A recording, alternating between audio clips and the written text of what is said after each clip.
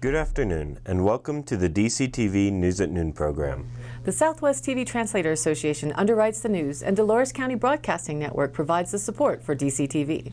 The News at Noon program assembles the best and most interesting news from the area, offers intriguing content for its viewers, and provides local weather for the Four Corners region. Give us a call with news tips or topics you'd like to see covered. The number is 677-4119. We appreciate you watching. Today's show is live on Monday at noon and rebroadcast at 2:30 and 8 p.m. and again re-aired on Thursday at noon and 2:30 and 8. I'm Kendra Cook, and my co-hosts are Kelsey Kiesling and Jerry Tope with the weather. It's August 22nd, 2016. Now the news. Friday afternoon, a small but angry cell of a thunderstorm swept up on Bug Point, southwest of Dove Creek, Colorado, where lightning strikes started a fire along the edge of a county road near and on the llama ranch owned by Bill Redwood. Residents in the vicinity threw dirt on the small flames in hope of keeping it from jumping the road to the next field. Firefighters arrived and contained the fire by the evening hours. One helicopter was deployed dropping water while a specialized plane unit dropped a load of retardant. That fire encompassed less than 1 acre. However, a smoldering section just east of the first flame up was ignited later on Saturday by the gusty wind conditions, sending up a second large plume of flame and smoke in as many days, according to adjacent homeowner Todd Parisi, who provided these photos. This flare-up sent dark black smoke at first, but did not burn any structures. It consumed fuel on 80% of the private property line, while 20% was on public lands into the canyons of the Ancients. That fire was extinguished once again by the evening with the support of Egner, Dove Creek BLM, and Forest Service firefighters. The fire reportedly burned 28 acres. On Sunday, 2 helicopters continued to drop water on the area to prevent further damage. Monday morning, a Level 4 team from the Forest Service was en route to continue investigation of the area for smoldering tinder under mop-up operations. In the rest of the state, Beaver Creek Fire in Route National Forest in Colorado, which has been handled by the Forest Service, is now around 53% contained, located 24 miles north of Walden, encompassing just over 37,000 acres, according to the National Interagency Fire Center. From the Colorado Emergency Division of Homeland Security and Emergency Management site, the National Multi-Agency Coordinating Group at NIFC has increased the entire national preparedness level to PL4 out of 5 due to the number of geographic areas experiencing large fire activity, along with the commitment of resources to support these fires, they said. And in related information, the Drought Monitor Colorado update as of August 18th shows Dolores County and much of the southwest corner of Colorado remains in a low-level drought outlook. Identified as abnormally dry, it is just at the first level above a no-drought status. Jerry Tope will be taking a look at the week's forecast later in the broadcast. While we are in the usually wet season, according to a report in the Journal, we'll see how much precipitation we can actually get to the ground to be useful. According to the Durango Herald, authorities say a 27-year-old man was killed when his crop dusting plane crashed into a barley field near Alamosa. The Monte Vista Journal reports Dusty Clonch crashed the plane Friday morning, sparking a fire in the field. The small plane was fully engulfed in flames when firefighters arrived, and Clonch was pronounced dead at the scene. He had worked for the Rio Grande County Sheriff's Office for several years and recently started working for the Alamosa County Sheriff's Office. Clonch took the summer off to work for a local agricultural company as a pilot, but was planning to begin working for the Sheriff's Office again this fall. Keith Holloway with the National Transportation Safety Board says it's too soon to know what caused the crash. Also reported in the Durango Herald, a man and a woman involved in an all-terrain vehicle crash earlier this week north of Silverton were in serious condition Friday, said spokeswoman at St. Anthony Hospital in Lakewood. That is an upgrade for Lenita Atkinson, 51, who was listed in critical condition Thursday. Atkinson and her husband, Gary Atkinson, 53, of Garrison, Texas, were on an ATV on Tuesday when they experienced a transmission problem and attempted to coast down Corkscrew Pass. The brakes failed and the vehicle went 75 feet off a road and down an embankment into Cement Creek, according to the San Juan County Sheriff's Office. Their son, Bryson Atkinson, 26, and son-in-law Ryan King, 35, died at the scene. Reported in the Cortez Journal, on the first day of classes, Dolores schools went into lockout mode for 2 hours last Tuesday morning while a man with a handgun was being sought by deputies in a town neighborhood. The lockout was lifted at 10:40 a.m. because deputies believed the man had left the area. Montezuma County Sheriff Stephen Nowlin said the suspect was involved in a domestic dispute in the Uptown Plaza trailer park. He grabbed a backpack with a gun in it and left on foot, triggering a search by deputies and the lockout. The man is described as 6 feet 2 inches tall and was wearing a blue button-up shirt and black pants. He is wanted on 2 arrest warrants for traffic violations. He never came close to the campus, Nowlin said. During a lockout, no one is allowed to enter or leave the campus, and all outdoor activities are temporarily canceled, said Dolores School Superintendent Scott Cooper. We trained for this kind of emergency and everyone stayed calm and closely monitored the situation, Cooper said. The incident was not related to students or staff, officials said. Cooper said that parents were notified of the lockout and that it has been lifted by phone and email. According to the school website, the Dolores School District has received the all clear from law enforcement to lift the lockout as of 10:40 a.m. on August 16th. All schools are back to normal. According to the Durango Herald, a 15-year-old boy admitted to police that he lied about being assaulted and robbed on the Animas River Trail on Monday afternoon. According to a news release, the teen told Durango police on Wednesday that he had gotten into a fight with another boy over an argument that began on Facebook. He and 2 other boys met in person at the Demon Bridge behind the La Plata County Fairgrounds, where a verbal dispute led to a physical fight. The teen said he fabricated the story because he was scared. He initially told police that a man approached him from behind, knocked him down with a blow to the face, and stole his wallet. Police and city code enforcement trolled the trail Monday for the fictitious assailant.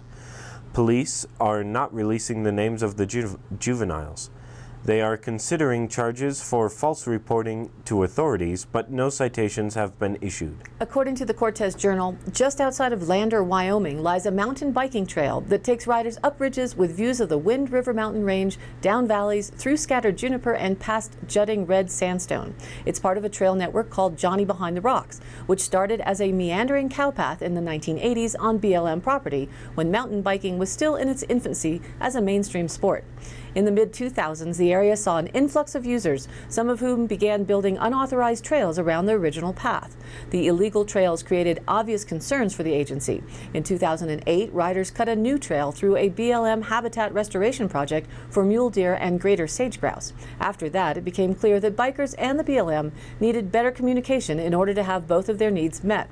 Later that year, a local mountain biking group called Lander Cycling asked the BLM to incorporate the user-built trails into the agency's land use plan, which was in the works at the time. The BLM ultimately designated Johnny Behind the Rocks as a special recreation management area, which identifies the area as prioritizing recreation over other uses. It conducted an environmental assessment to determine which trails should be included in a trail system and which should be rerouted or closed. Lander Cycling helped the BLM identify important trails and organized maintenance crews of Lander Cycling members and volunteers. As recreation like mountain biking becomes ever more popular on public lands, federal agencies such as the BLM are being prodded to supply more access. To meet the needs of communities and quell illegal trail building, the BLM has begun to increase its partnerships with local mountain biking groups across the West. This tactic is part of a larger 5-year recreation and visitor services strategy called Connecting with Communities, released in 2014. The BLM says that the shift in strategy is not business as usual, but a sincere change in the way the agency has addressed community-based recreation in the past, because it looks for proactive engagement with communities and emphasizes benefits from the perspective of community networks of service providers. The new direction focuses on partnerships with local governments, communities, and advocacy groups across the recreation spectrum to work more closely with the public. In addition to a shift in strategy, the BLM is building a more robust protocol in the way it deals with mountain biking. In July, the BLM released an introduction to a guide for local managers to foster open dialogue with the public about mountain biking and trails. In November, the agency will be releasing an update of its 2002 National Mountain Bicycling Strategic Action Plan, which details how field offices can proactively work with communities to address what recreation needs they have, and for educating BLM employees on mountain biking, assessing what demands exist, and balancing mountain biking with BLM mandates for other stakeholders. This type of collaborative system working with the recreational users, the public, for whom these lands are supposed to be managed, is finding its ways right here to the Four Corners area as the desire for more recreational biking trail systems expands throughout the beautiful landscape we enjoy in southwest Colorado. According to the Cortez Journal, at a meeting in Gunnison on Friday, August 19th, the Southwest Resource Advisory Committee hit an impasse on a controversial master leasing plan that would regulate oil and gas development in Montezuma and La Plata counties. The group could not pass a recommending resolution, so at this point it moves out of the advisory committee and over to the BLM to decide if the master leasing plan goes forward or not, said James Dietrich, a member of the SWRAC. The stakeholder group advises the Bureau of Land Management on land issues and is made up of recreation, environmental, and energy representatives. They make recommendations based on a majority vote from each group. After months of public meetings and information gathering from a subcommittee, the 15-member committee reached an impasse on the MLP. The Montezuma County Commissioners have opposed an MLP, arguing that the BLM's recently updated resource management plan is adequate to regulate the industry. The Commission supported a plan amendment, however, that would make the Phil's World Mountain Bike Park off-limits to oil and gas development. Conservationists argued an MLP was warranted to better manage industrial development for protection of land, wildlife, water, air quality, view sheds, and Native American cultural sites on BLM-controlled lands in the area. In June, a straw poll taken at the SWRAC meeting in Mancos leaned toward recommending against the MLP, but it evaporated in Gunnison after a vote not to recommend the MLP. A vote to recommend the MLP not go forward failed to get a majority. A second resolution to recommend the resource management plan be amended to make the Phil's World mountain bike area a no-surface occupancy zone for oil and gas development also failed. And now here's our weather report. All week this week we will have clouds and light shower and thunderstorm conditions. Tuesday we'll have the strongest possibilities. This system's clouds start the week with very little moisture in them, and the highest expected level has been forecast at 0.8 for tomorrow. Best locations for rain will be in the mountains here in the southwest of Colorado. As per usual, dry lightning will be a concern, and typical strikes may take half a day for a fire to be noticed. These systems are slow movers and do not have sufficient winds to steer them and push the moisture. This makes good news that temps will be cooler and winds will be mild. Wednesday we will see a break and a lull in activity level, then Thursday through Saturday levels somewhere between today and tomorrow's levels. Dirty sprinkles on the windshield is all we expect in most of the broadcast area for most of the week. Although Tuesday has chances of heavier rains and small hail, the anticipated cloud moisture content has not yet produced these conditions so far this summer in our area, though some of the cells in the mountains may produce more due to orographic effects. In the upper right-hand corner of this image, you see Maine and a trifle of the coast to the south getting rain today. This will be moving off the coast to the east by this evening and leave more than half the lower 48 under a high-pressure system. From coast to coast, it will be clear in that area with just 3 small areas of rain along the Canadian border. From eastern California through the desert southwest, light scattered rain and thunderstorms, then increasing rain and thunderstorms once you get into Texas and continue through the Gulf Coast states. The nice part of this is that there are no severe thunderstorms or flash flood conditions expected at this time for the entirety of the south and southeast. Tomorrow, though, this picture will change as far as the central and northern plains are concerned. as a cold front moving in from the northwest is expected to provide showers and thunderstorms there. Our 5-day image says it all. Clouds and lightning scattered all over our region for the week. High temperatures in the 70s and lows around 50. Not much expected moisture in the lower elevations. So a late summer break from the heat is as nice as it gets here this time of year. Last week's CO2 average stands at 401.85 parts per million. Week before last at 42.88 parts per million. 1 year ago at 399.10 parts per million, and 10 years ago at 380.38 parts per million. And now back to the news. According to the Durango Herald, city sales tax collections in Durango rebounded in June after 2 months of declines. General city sales tax collections for June were up 5.6% from June 2015, from 1.46 million to 1.5 million. Lodgers tax collections likewise were up about 9% from $120,000 to about $131,000, according to city reports. Even though the collections are back up, City Manager Ron LeBlanc told the Durango City Council last week that city departments will cut spending for the rest of the year. The city budget had assumed that sales tax collections would be up about 4% compared with last year, and the collections are up only about 3%. The city investigated sales tax collections in June and determined that the earlier decline was not caused by companies filing late, Finance Director Julie Brown said. The city plans to be conservative so it can finish the year with a balanced budget.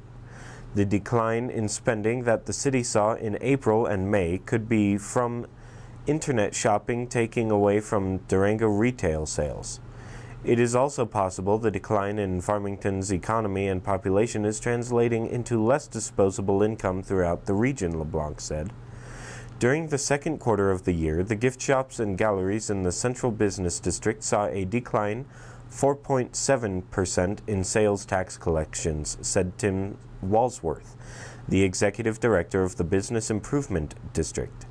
In May and June, the restaurant sector in the downtown area also saw some decline. In a follow-up on the hemp situation in southwest Colorado, in a report from the Cortez Journal, they state that malt, barley, and industrial hemp are being studied at the Southwestern Colorado Research Center in Yellow Jacket as alternative crops for the area.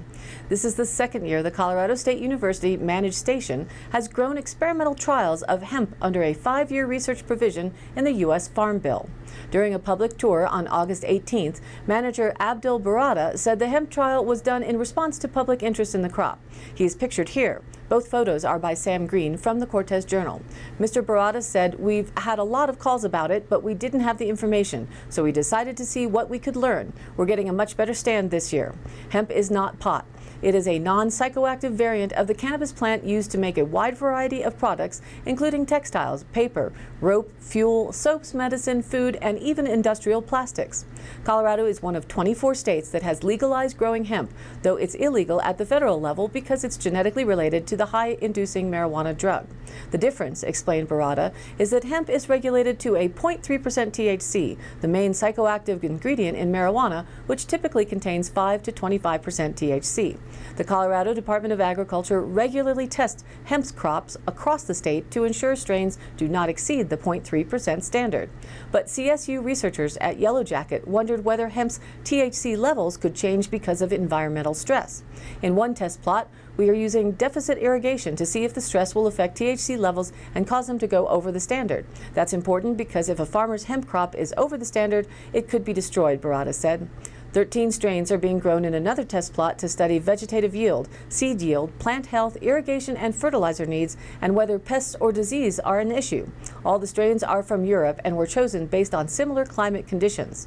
CSU entomologist Bob Hammond has been studying the impact of insects on hemp and said the news is good for now.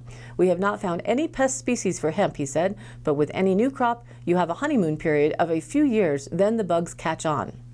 Honeybees are attracted to hemp, but don't seem to cause any harm. Hammond said beneficial bugs that prey on other insects, such as banded thripes and lady beetles, have been found in hemp fields in Fruita. Barada went on over the specifics of the hemp trials. The crop was planted on June 7th at a rate of 900,000 seeds per acre. About 1/3 took root. Hemp grows well in marginal land but needs a lot of nitrogen, which was applied at 180 pounds per acre. If grown for fiber, hemp requires good amounts of nitrogen, phosphorus, and potassium to encourage vigorous stalk growth. Last year's crop yielded 2 tons of fiber per acre. The hemp seed, processed for high-protein foods, oils, and fuel, is considered a better market than fiber for textiles because of heavy competition from other products like cotton. Last year, the research center harvested 500 pounds of seeds per acre. This year, they expect 1,000 pounds of seed per acre. Seeds are selling for between $20 and $30 a pound, but obtaining hemp seeds has been a challenge for hemp growers because of legal issues with federal laws. To solve the problem, the Colorado Department of Agriculture is developing a certified seed bank program for distribution to farmers. We learned this year to plant earlier with seeds a ½ inch in the ground, Barada said. Keep the ground wet until germination. For harvesting, a sickle bar mower to lay the crop in windrows is effective. After drying, it can be thrashed by a combine. We're narrowing it down to determine which species will do best here, Barada said. A hot new market for hemp is extracting cannabidiol, CBD, for medicinal purposes from flowers and leaves. CBD oil is showing promise for treating a variety of diseases, including multiple sclerosis. It does not have the side effects of traditional pharmaceuticals, and because of its low THC content, CBDs do not have a psychoactive effect. The CBD market is very profitable right now, Barada said. We will be testing for it as well. One aspect researchers did not expect was the hemp's impact on nearby marijuana plants allowed for personal use under Colorado law. Last month, a neighbor complained that the research center's hemp could cross-pollinate his outdoor marijuana plants, reducing their THC level. We'll continue to shed light on the subject of hemp to bring it out of the shadows as it becomes a growing business model. According to the Cortez Journal, the Ute Mountain Ute Tribe has been awarded a $9 million federal grant to upgrade its water infrastructure and wastewater facilities on the reservation. The grant, issued through Rural Development Program of the U.S. Department of Agriculture, will pay for 2 municipal projects in Toyoak and 2 in White Mesa, the tribe's satellite community in southeast Utah.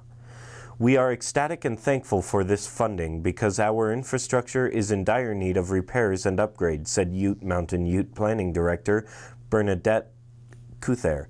Maintaining these aging and outdated systems has been a real financial challenge for the tribe. In Toyoak, the tribe's headquarters, $1.9 million was allocated to expand and upgrade the wastewater treatment facility. A new lagoon cell will be created and an additional lift station installed. Also in Toyoak, $3.5 million was allocated to install water meters to homes and replace cast iron piping with safer PVC pipes. In White Mesa, $1.6 million will go toward installing a new water treatment plant and distribution system to provide safe drinking water for the community. White Mesa currently draws drinking water from 2 wells, but one isn't working and is slated for repair, Cuther said. The tribe has expressed concerns that the White Mesa uranium mill, which is adjacent to tribal land, could contaminate groundwater. Also in White Mesa, $1.9 million was allocated to repair an aging wastewater treatment system and build a public works building. Lagoons will be repaired, including replacement of liners, and the area will be cleared of problematic trees and weeds. A more secure fence and gate system will be installed around the facility as well. The 3rd annual DC Rat Rod Nationals Car Show in Dove Creek was held this past Saturday. It had a great turnout with around 80 vehicles on display. The organizers were again pleased with the success of the local event. With free registration and free admission to the general public, the participants were excited, particularly for the handcrafted trophies created especially for the event. Awards were given out in all types of categories, from Best Rat Rod, Best of Show, to a sound-off competition, furthest distance traveled, and even a down-on-your-luck best story. There was a raffle of a custom-built engine by Victory Engine and Machine of Cortez, Colorado. And the VFW provided the color guard and had their rifle raffle in a center tent display. Local musician Ray Young and his group played live music throughout the event, and L&M Smoked Meats from the Dove Creek Sinclair provided a food booth with smoked turkey legs, hamburgers, and hot dogs. Andrea Holly offered DC Rat Rod t-shirts made to order to commemorate the event. Across the road from the display area, which was located on the south side of the highway around the local bank and antique barn, a casual swap meet was being held with all types of old car parts and accessories. The event was coordinated by Larry Schultz and Ed Hodson, started at 9 a.m. and by 4 p.m. all signs of any gathering were cleaned and cleared up as the vehicles and trailers hit the road home. They are already starting to consider what new things to add to the 4th annual event to be held next year, and they want to thank all of the volunteers, participants, and the community for making it a successful show. According to the Cortez Journal, the hot days and cool nights of McElmo Canyon are ideal for growing a sweet peach with tangy, complex flavors. More than 100 years ago, Montezuma County pioneers knew this well and planted thousands of peach trees in the area as part of a flourishing local fruit market. Long-gone varieties from southwest Colorado won gold medals for best peaches at the 1904 World's Fair. Today, alfalfa grows where these orchards were, and just a handful of peach orchards remain in the canyon. But there is still opportunity to bring back the once famous peach market, said Jude Schoenemeyer, an orchardist with the Montezuma Orchard Restoration Project, or MORP. The key is to build a processing plant that will jar and can the perishable fruit so it can be safely transported, stored, and shelved. It would not be that expensive, less than $50,000, to put in a commercial kitchen and cannery for the jam factory, he said. That would suddenly open up the peach market. While it will be tough to compete with the Big Palisade Peach Market and its packing plants, Interstate 70 and nearby rail access, a niche market here has potential. The Montezuma Valley was once considered the highest elevation commercial fruit-producing district in the country. McElmo Canyon's well-drained sandy oils are ideal for growing peaches.